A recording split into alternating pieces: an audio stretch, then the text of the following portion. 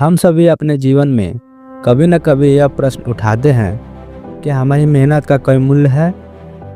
क्या त्याग, समर्पण और सच्चे इरादों का कोई फल मिलता है?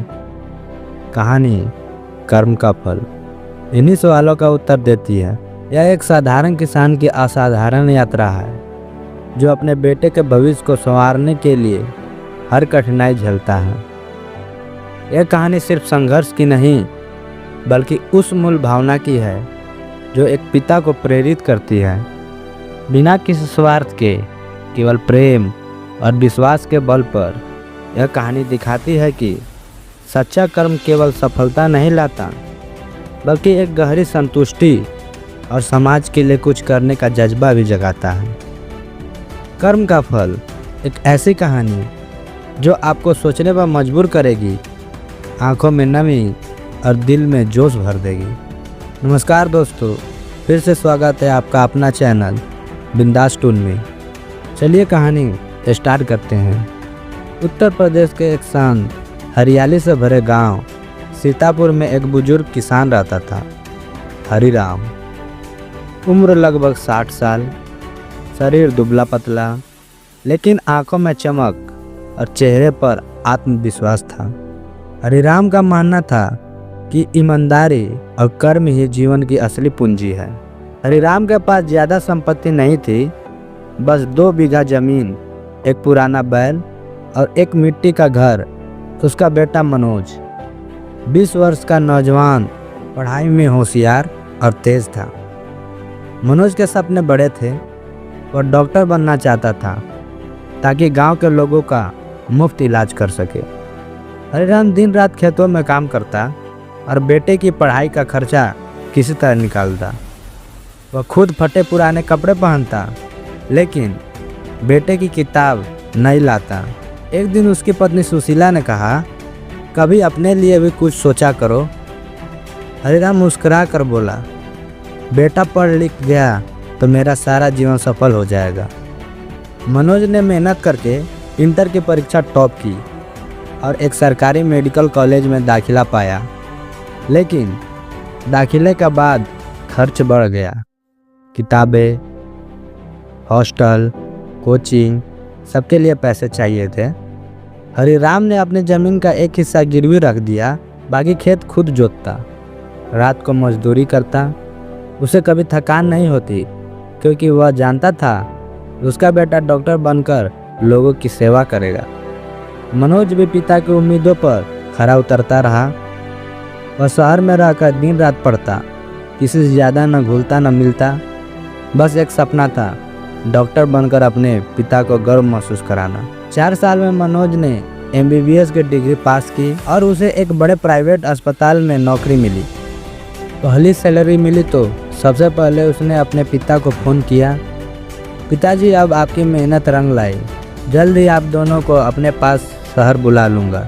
मनोज अब एक सफल डॉक्टर था, अच्छी तनख्वाह, गाड़ी, एयर कंडीशन क्लिनिक, सब कुछ था, लेकिन वह गांव की मिट्टी से दूर होता जा रहा था। हरिराम और सुशीला अब भी उसी पुराने घर में रहते थे। गर्मी में पसीना बहाते, ठंड में अलाव जलाते। हरिराम ने कई बार मनोज से कहा, बेटा अब तू कुछ दिन गांव आ जा, खेत बंजर हो गए हैं, तेरा मन लग जाएगा। लेकिन मनोज हमेशा टाल देता, पिताजी समय नहीं मिलता, क्लिनिक बहुत व्यस्त रहता है। धीरे धीरे मनोज ने अपने दोस्तों के कहने पर गांव जाना कम कर दिया। उसे लगता कि अब उस मिट्टी से उसका क्या लेना देना। शहर के दोस्त, हाई प्रोफाइल, मरीज और आधुनिक जीवन शैली ने उसकी सोच को बदल दिया। एक दिन गांव में तेज बारिश के कारण हरिराम की झोपड़ी गिर गई। दोनों पति पत्नी को गांव वालों ने बचाया, लेकिन उनके पास अब रहने को घर नहीं था। किसी ने मनोज को फ़ोन लगाया और उसने कह दिया, मैं बहुत व्यस्त हूँ, पैसे भेज दूंगा। हरिराम ने पैसे लेने से मना कर दिया। उसने गांव के एक कोने में टूटी झोपड़ी फिर से खड़ी की और वहीं रहने लगा। उसकी आंखों में अब भी चमक थी, लेकिन दिल में कहीं कुछ टूट गया था। कुछ महीने बाद हरिराम को बुखार आया, खांसी होती, सांस फूलती, गांव के वैद्य ने कहा, ये फेफड़ों की बीमारी है, इलाज जरूरी है। लेकिन हरिराम ने कहा, अब समय आ गया है, कर्म का फल तो देख लिया।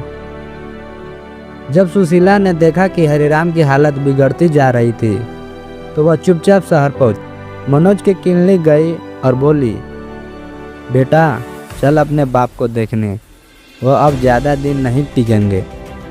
मनोज को झटका लगा। वह तुरंत गांव गया। जब पहुंचा तो हरिराम चारपाई पर लेटा था, चेहरा पीला, आंखें बुझी बुझी। मनोज उसके पास बैठा फुट फुट कर रो पड़ा। पिताजी माफ़ कर दीजिए, मैंने आपकी मेहनत को नहीं समझा। हरिराम ने धीरे से उसकी हथेली पकड़ी और कहा, बेटा तूने जो कुछ भी किया वह अपने कर्म से किया, लेकिन याद रख, कर्म में अगर संवेदना न हो तो वह फल नहीं देता। अब तू अपने कर्म को सेवा में बदल देना, वही मेरी असली फल होगी। हरिराम की मृत्यु के बाद मनोज ने अपने क्लिनिक का नाम हरिराम सेवा केंद्र रखा। उसने गांव में एक छोटी सी डिस्पेंसरी खोली जहां हर रविवार को वह मुफ्त इलाज करता। शहर की कमाई का एक हिस्सा अब गांव के स्कूल, सड़क और स्वास्थ्य केंद्र पर खर्च होता। मनोज ने अब जीवन का असली अर्थ समझ लिया। उसे अब पैसे की नहीं, संतोष की भूख थी, और वह संतोष उसे हर दिन तब मिलता जब कोई बुजुर्ग आकर कहता, डॉक्टर बाबू, आपके पिताजी बहुत नेक इंसान थे, आपने उसका नाम रोशन कर दिया। कर्म का फल केवल सफलता नहीं बल्कि सेवा और संवेदना में छिपा होता है। जो अपने मूल को नहीं भूलते उसका कर्म कभी व्यर्थ नहीं जाता। अगर यह कहानी आपको अच्छी लगी तो इस चैनल को सब्सक्राइब करें, लाइक करें और शेयर करें। आपका एक सब्सक्राइब हमें बहुत सारा मोटिवेशन देता है और इसी तरह के वीडियो बनाने की प्रेरणा देता है। अपने दोस्तों में भी शेयर करें जिससे वे अपने जीवन में कुछ बड़ा कर सकें। धन्यवाद।